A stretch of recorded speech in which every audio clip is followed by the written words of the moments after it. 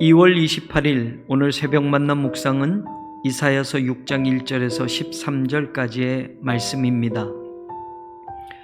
우시야 왕이 죽던 해에 내가 본즉 주께서 높이 들린 보좌에 앉으셨는데 그의 옷자락은 성전에 가득하였고 스랍들이 모시고 섰는데 각기 6 날개가 있어 그 둘로는 자기의 얼굴을 가리었고 그 둘로는 자기의 발을 가리었고 그 둘로는 날며 서로 불러 이르되 거룩하다 거룩하다 거룩하다 만군의 여호와여 그의 영광이 온 땅에 충만하도다 하더라.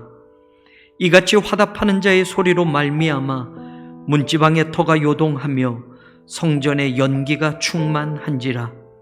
그때에 내가 말하되 화로다 나여 망하게 되었도다.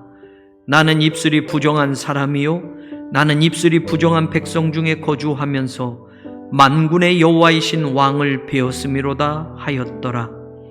그때에 그 스랍 중에 하나가 부젓가락으로 제단에서 집은 바 핀 숯을 손에 가지고 내게로 날아와서 그것을 내 입술에 대며 이르되 보라 이것이 내 입에 닿았으니 내 악이 제하여졌고 내 죄가 사하여졌느니라 하더라. 내가 또 주의 목소리를 들으니 주께서 이르시되 내가 누구를 보내며 누가 우리를 위하여 갈꼬 하시니 그때에 내가 이르되 내가 여기 있나이다 나를 보내소서 하였더니 여호와께서 이르시되 가서 이 백성에게 이르기를 너희가 듣기는 들어도 깨닫지 못할 것이요 보기는 보아도 알지 못하리라 하여 이 백성의 마음을 둔하게 하며 그들의 귀가 막히고 그들의 눈이 감기게 하라 염려하건대 그들이 눈으로 보고 귀로 듣고 마음으로 깨닫고 다시 돌아와 고침을 받을까 하노라 하시기로 내가 이르되 주여 어느 때까지니까 하였더니 주께서 대답하시되 성읍들은 황폐하여 주민이 없으며 가옥들에는 사람이 없고 이 토지는 황폐하게 되며 여호와께서 사람들을 멀리 옮기셔서 이 땅 가운데에 황폐한 곳이 많을 때까지니라.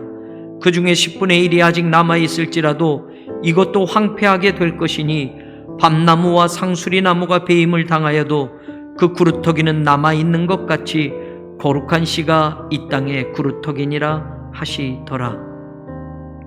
몇 해 전 우리 교회에서는 성도님들의 귀한 헌금으로 남아프리카 공화국에 운물 2개와 선교센터 겸 유치원을 짓게 되었습니다. 완공이 될 즈음 특별히 청년들로 구성된 단기 선교팀을 우리는 만들어 이제까지의 선교지로는 가장 먼 곳이었고 힘든 여정이 될 남아프리카 우카시 지역으로 파송하게 되었습니다.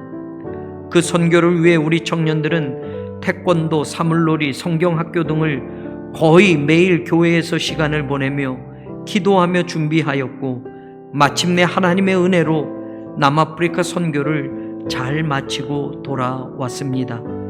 그 일을 진행하면서 보내지기 전에 준비되어진다는 것이 얼마나 중요한 것인지 깨닫게 되었습니다. 오늘 이사야는 하나님께서 내가 누구를 보내며 누가 우리를 위하여 갈고 말씀하시는 음성을 듣고 내가 여기 있나이다 나를 보내소서라고 대답하고 있습니다. 그리고 그는 우시야 왕이 죽던 해부터 요담, 아하스, 히스기야 시대까지 약 50여 년의 긴 세월을 하나님의 선지자로 쓰임받게 됩니다. 이사야는 처음부터 나를 보내달라고 할 수 없었습니다. 이사야는 하나님의 보내심을 받기까지 특별한 경험을 하게 됩니다. 그 경험이 하나님이 주시는 소명에 순종하게 되었고 그 경험이 나를 보내소서 하는 결단이 되었습니다. 이 시대에도 하나님은 우리를 하나님의 영광을 위해 하나님의 선교를 위해 누구를 보낼고 외치고 말씀하고 계십니다. 우리도 이사야처럼 나를 보내소서 외칠 수 있는 신앙이 되려면 무엇이 준비되어져야 할까요? 이사야는 하나님의 성전에서 하나님의 옷자락이 성전에 가득한 것을 보았습니다. 하나님의 임재가 충만한 성전의 예배가 우리에게서 경험되어져야 합니다. 예배는 하나님을 만나는 거룩한 자리이기 때문입니다. 모든 사명은 예배의 자리에서 시작되는 것임을 알아야 합니다.